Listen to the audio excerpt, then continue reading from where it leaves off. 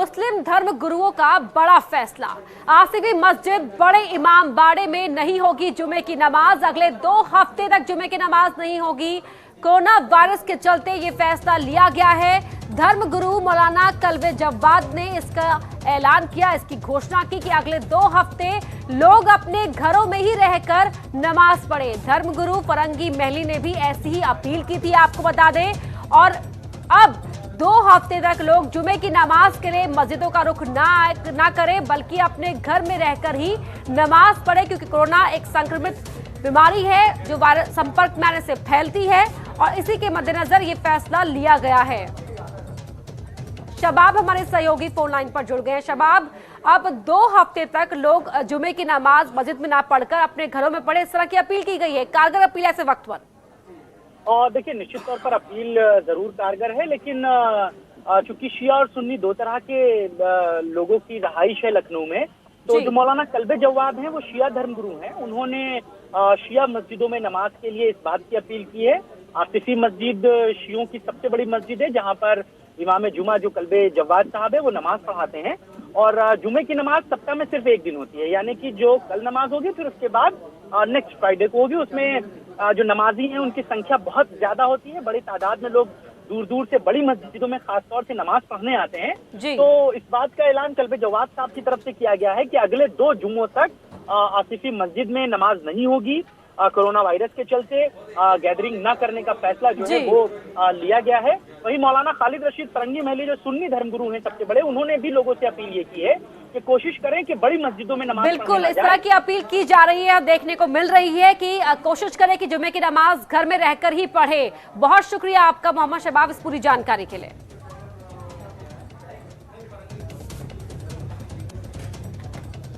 तो बड़ी खबर आपको बता रहे हैं, शिया धर्मगुरु कल्बे जव्वाद ने ये अपील की है कि 2 हफ्ते तक जो जुमे की नमाज है वो घर में रहकर ही पढ़ी जाए, उसके लिए मस्जिद का रुख ना करे। कोरोना वायरस के चलते ये फैसला लिया गया है। इससे पहले फरंगी महली ने भी इस तरह की अपील की थी।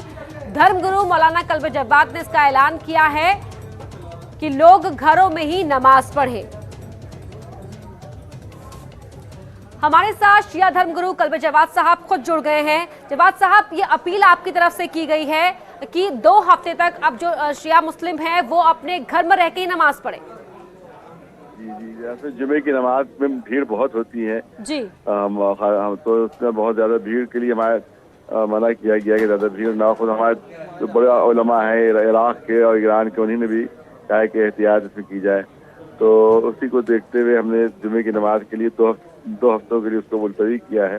जी। अच्छा, जुमे की नमाज हमारे क्या घर में नहीं हो सकती, जुमे की बजाय जोहर पढ़ी जाती है। जी। तो जोहर की नमाज अपने घर में या करीबी कोई छोटी मस्जिद हो जहाँ ज्यादा भीड़ ना हो, वहाँ पर पढ़ सकते हैं। कोई ज्यादा जी, बहुत शुक्रिया आपका हमसे बातचीत करने के लिए। तो ऐसे वक्त में ये एक अपील जहां ये कहा गया है कि बड़ी संख्या में लोग मस्जिदों में जुटते हैं जुमे की नमाज के लिए, तो ऐसे समय में बेहतर यही होगा कि घर में रहकर ही नमाज पढ़ी जाए, मस्जिदों में जमावड़ा ना हो, कि कोरोना वायरस जो है वो आपसी संक्रमण से फैलता है, संपर्क में आने से फैलता है।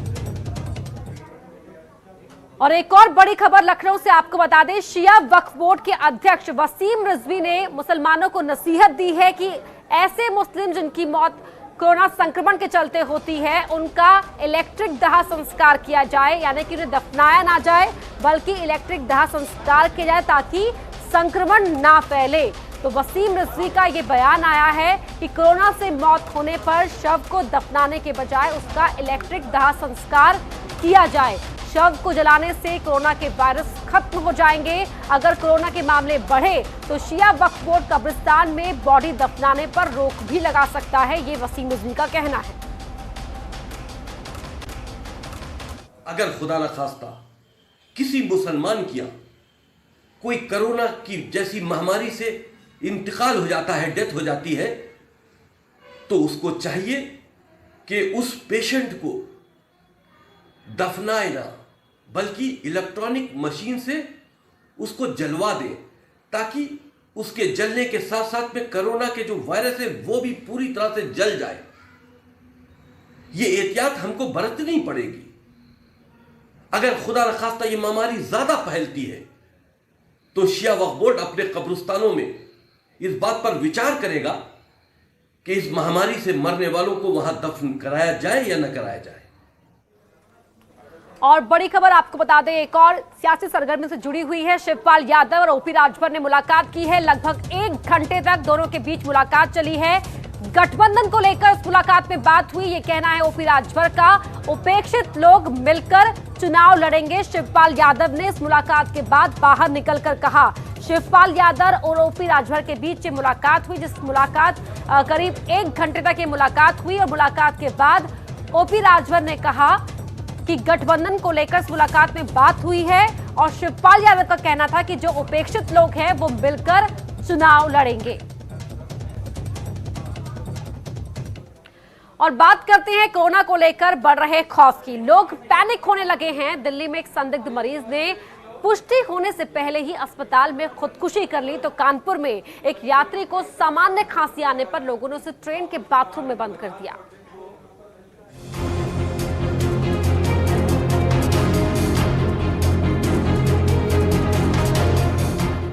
जैसे जैसे कोरोना भारत में पैर पसार रहा है, लोगों के बीच दहशत भी बढ़ती जा रही है। जो लोग अभी सिर्फ संदिग्ध हैं, उन्हें भी अपनी जान जाने का खतरा सता रहा है।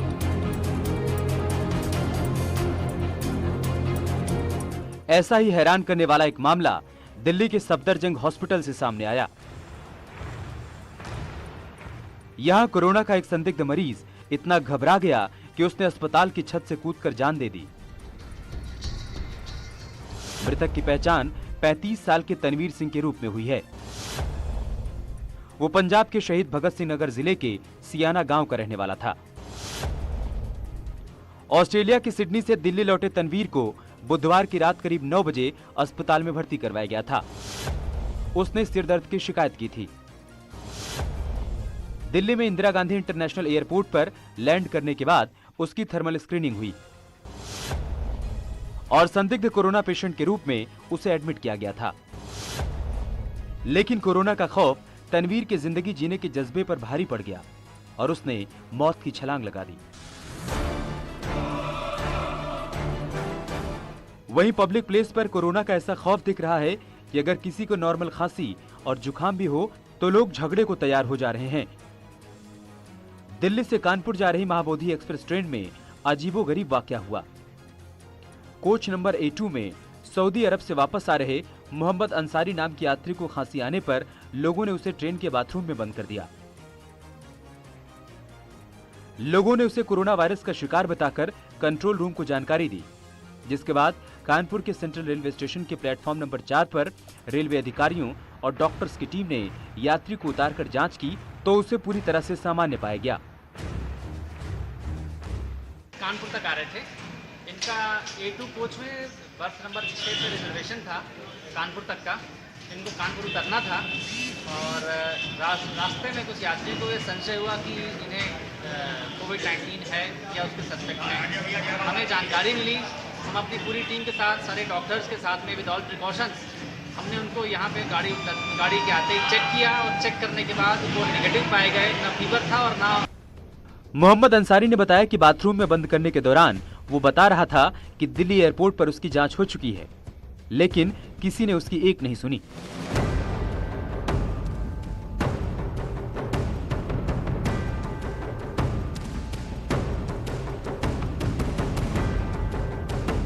न्यूज़ 18 भी लोगों से यही अपील कर रहा है कि जागरूक रहें, सावधानी बरतें, लेकिन कोरोना का खौफ अपने ऊपर हावी ना होने दें। दिल्ली से शालिंद्र वांगू के साथ कानपुर से अमित गंजू की रिपोर्ट। तो कोरोना जैसी घातक बीमारी से निपटने के लिए सरकार सफाई पर खास जोर दे रही है, तो वहीं देवरिया का मलेरिया विभाग खुद गंदगी में डूबा हुआ है। चारों तरफ गंदगी ही गंदगी देखने को मिल रही है और लैब देखने से तो ऐसा लगता है कि वहां कोई टेस्ट नहीं होता।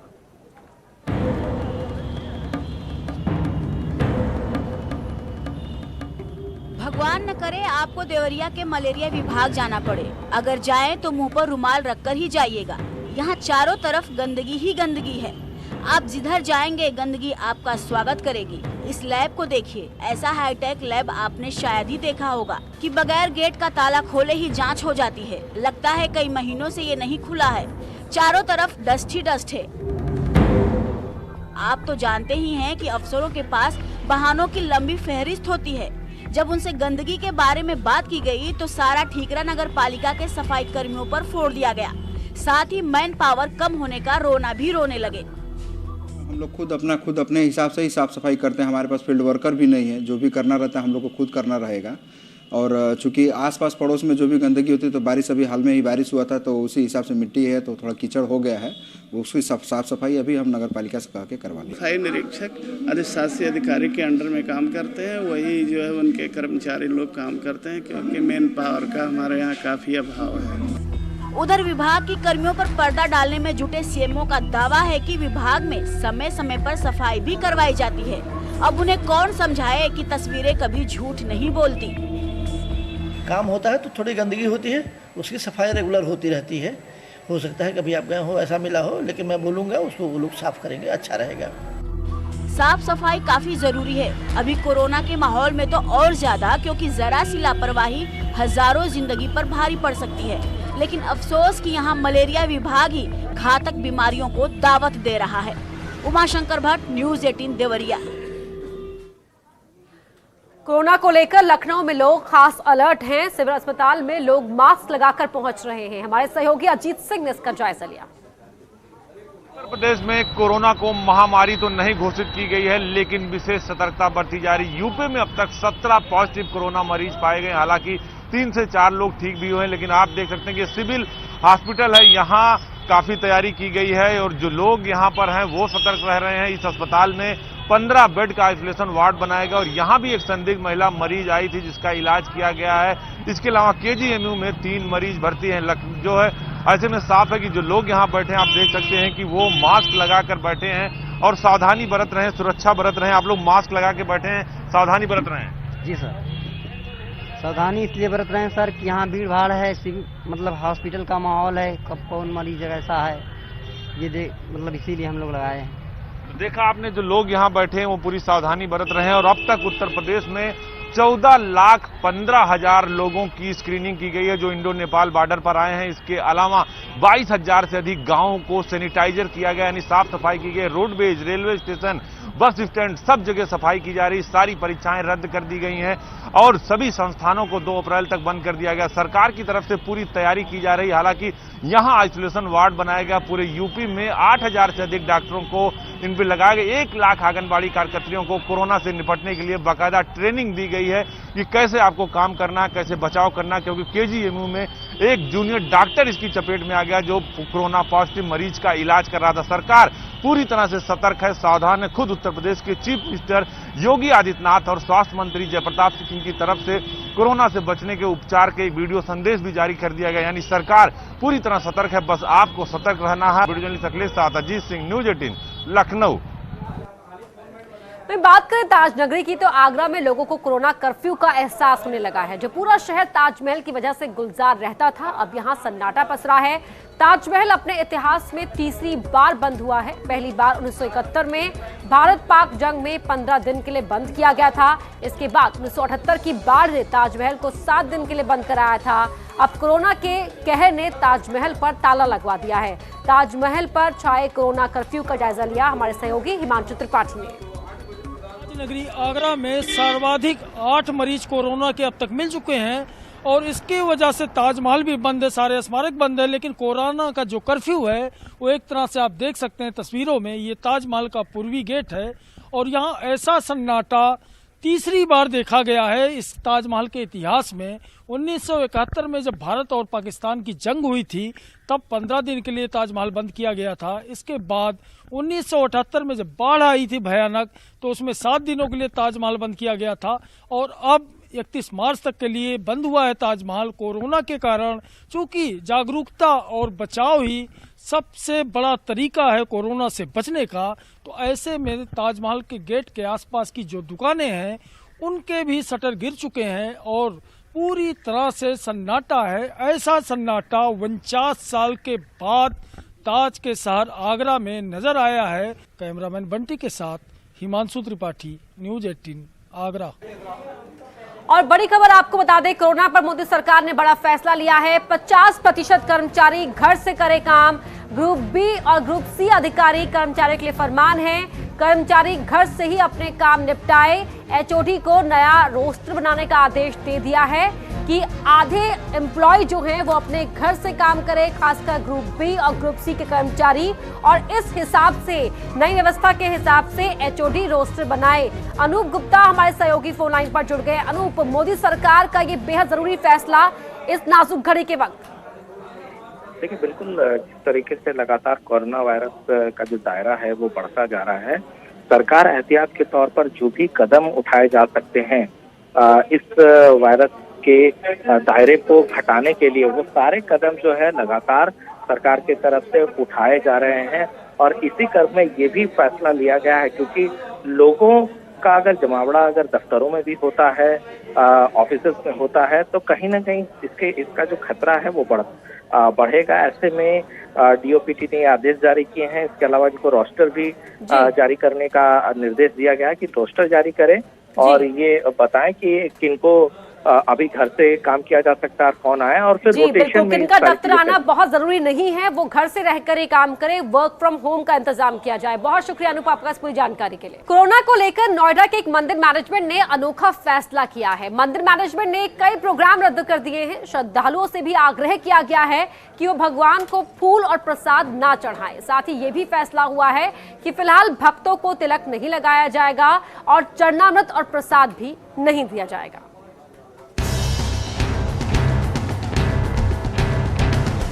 कोरोना वायरस ने भगवान और भक्तों के बीच बड़ी दूरी पैदा कर दी है। इसी बीच नोएडा के सेक्टर 19 स्थित सनातन धर्म मंदिर में कोरोना वायरस से निपटने के लिए कई कदम उठाए गए हैं।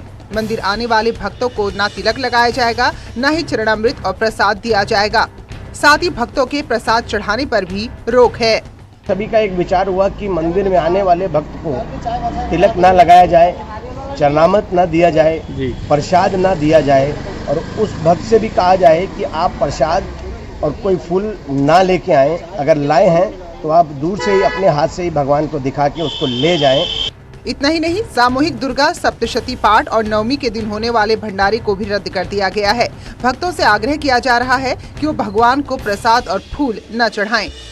एक दुर्गा सप्तशती पाठ करते हैं सभी लोग बैठ के, लगभग उसमें काफी लोग बैठते हैं, उसको भी इस बार के लिए हमने स्थगित कर दिया है कि हम इस बार जो सारे इकट्ठे बैठ के दुर्गा सप्तशती पाठ करते हैं उसको अवॉइड कर दिया है। नवमी वाले दिन हम भंडारा करते हैं जिसमें हजारों की संख्या में लोग आते हैं। इस बार भीड़ को और इसको सबको देखते हुए और इस कोरोना की वजह से हमने उस भंडारे को भी इस बार निरस्त कर दिया है। कोरोना को लेकर नोएडा में जिस तरह से संदिग्ध मरीजों की संख्या बढ़ रही है, तो ऐसे में ये कदम बेहद जरूरी है, क्योंकि जान है तो जहान है, भक्त हैं तो भगवान है। न्यूज़ 18 के लिए नोएडा से पवन गौड़ की रिपोर्ट।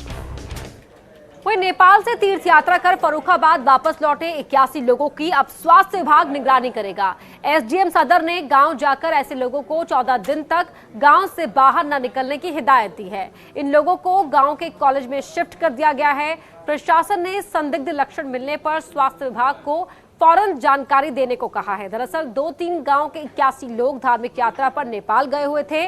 वहां से वापस लौटते ही एक महिला समेत 5 लोगों को उल्टी और खांसी की समस्या हुई और एक बच्चे को बुखार हो गया। इसके बाद प्रशासन ने एहतियातन ये कदम उठाया।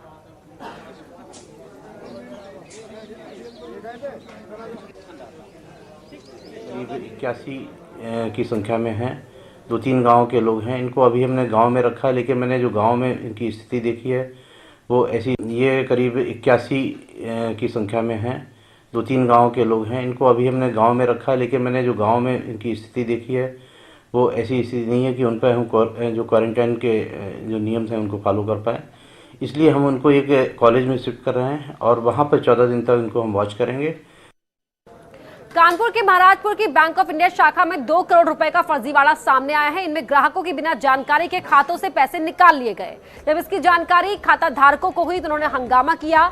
इसके बाद जोनल अधिकारी ने जांच के आदेश दिए। ब्रांच मैनेजर और 3 क्लर्क को निलंबित कर दिया गया है। विजिलेंस टीम मामले की जांच कर रही है। उसने सभी कंप्यूटर्स को सीज कर लिया है। हमारे सहयोगी अमित गंजू ने जायजा लिया। चलते ग्राहकों की काड़ी कमाई को यहाँ के कर्मचारियों ने रफा दफा कर दिया। 2 करोड़ से ज्यादा का मामला प्रकाश में आया है। हालांकि विजिलेंस इसकी जांच जरूर कर रही है और 3 लोगों को इसमें निलंबित भी कर दिया है, जिसमें शाखा प्रबंधक भी मौजूद है।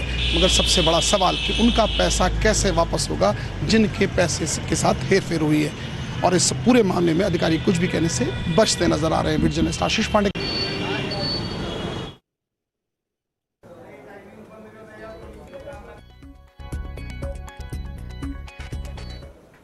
और बड़ी खबर का रुख कर रहे हैं। बड़ी खबर उन्नाव से आपको बता दें, जहां अंबेडकर की मूर्ति तोड़ी गई है।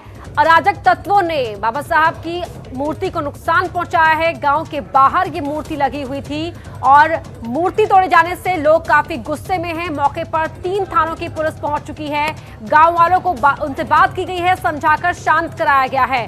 फतेहपुर 84 थाना क्षेत्र के शिवपुरी गाँव का ये मामला है, जहाँ डॉक्टर अंबेडकर की मूर्ति को नुकसान पहुंचाया गया है और गांव के बाहर ये मूर्ति लगी थी, जिसके बाद गांव वाले भड़क गए।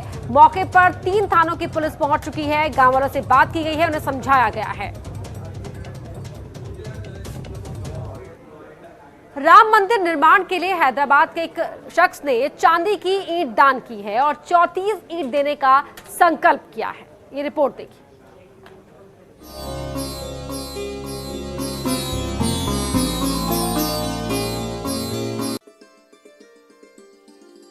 राम मंदिर के भव्य निर्माण के लिए श्री राम जन्मभूमि ट्रस्ट को दान देने का सिलसिला लगातार जारी है। हैदराबाद निवासी चल्ला श्रीनिवास ने मंदिर के लिए चांदी की ईंट दान दी है, साथ ही 34 और ईंट देने का संकल्प लिया है। रामचंद्र भगवान के लिए एक ब्रिक बना के लाया हूँ 2 किलो से, ऐसा 34 देने का संकल्प किया मैं। 2 किलो का है वो। राम मेन स्टैचू का नीचे रखेंगे बोल के वो बना के ला रहा हूँ। ट्रस्ट की तरफ से ट्रस्टी राजा अयोध्या विमलेंद्र मोहन मिश्र, अनिल मिश्र और जिलाधिकारी अनुज कुमार झा ने ईंट को कलेक्ट्रेट में स्वीकार किया। इसे कोषागार में भगवान की संपत्तियों के साथ रखा जाएगा। चांदी की ईंट का वजन करीब 2 किलो है। तो तेलंगाना के सभी जिलों के नाम पे उन्होंने कमिट किया है कि हम रामलला की सेवा में ये ईंटें भेजेंगे आगे। तो उसी में पहली ईंट जो है उन्होंने सैंपल के रूप में यहाँ पे दान की है। उसको मैंने जो हमारे श्री राम जन्मभूमि तीर्थ क्षेत्र ट्रस्ट के ट्रस्टी हैं डॉक्टर अनिल मिश्रा जी और राजा साहब डॉक्टर विमलेंद्र मोहन मिश्रा जी, उनके उपस्थिति में इसको स्वीकार किया है। मुख्यमंत्री योगी आदित्यनाथ भी लोगों से मंदिर के लिए दान देने की अपील पहले कर चुके हैं। हर परिवार से 1-1 शिला और 11-11 रुपया अयोध्या में भगवान राम के मंदिर निर्माण के लिए जाना ही चाहिए, क्योंकि राम का काज तो समाज के सहयोग से ही चलता है। राम जन्मभूमि को लेकर मिलने वाले चंदे को लेकर ट्रस्ट द्वारा शीघ्र एडवाइजरी जारी की जाएगी। इसमें IFSC कोड समेत जानकारियां सार्वजनिक की जाएंगी। साथ ही ऐप्स भी डेवलप किए जाएंगे, जिससे लोग ऑनलाइन पैसा ट्रांसफर कर सकें। अयोध्या से न्यूज़ 18 के लिए KB शुक्ला की रिपोर्ट। तो दान मिला है, साथ ही शिफ्टिंग की तैयारी भी शुरू हो चुकी है। 24 मार्च को रामलला को शिफ्ट किया जाएगा, इसे लेकर सभी तैयारियां की जा रही थी। पहले ये कार्यक्रम काफी भव्य तरीके से होना था, लेकिन कोरोना को देखते हुए अब कार्यक्रम में कुछ बदलाव किया जा रहा है, जिसके तहत शिफ्टिंग का कार्यक्रम भक्तों को लाइव दिखाने की व्यवस्था की जा रही है। साथ ही कार्यक्रम में शामिल लोगों के लिए एहतियात भी बरता जा रहा है। घर बैठे भक्त ये पूरा कार्यक्रम देख सके, इसके लाइव टेलीकास्ट की व्यवस्था की जा रही है। और पहले ये कार्यक्रम बेहद भव्य होना था, लेकिन कोरोना के चलते भक्तों को ये कहा जा रहा है कि वो घर बैठ के इस पूरे कार्यक्रम का लाइव टेलीकास्ट देख सकते हैं। ये पूरा इंतजाम किया जा रहा है।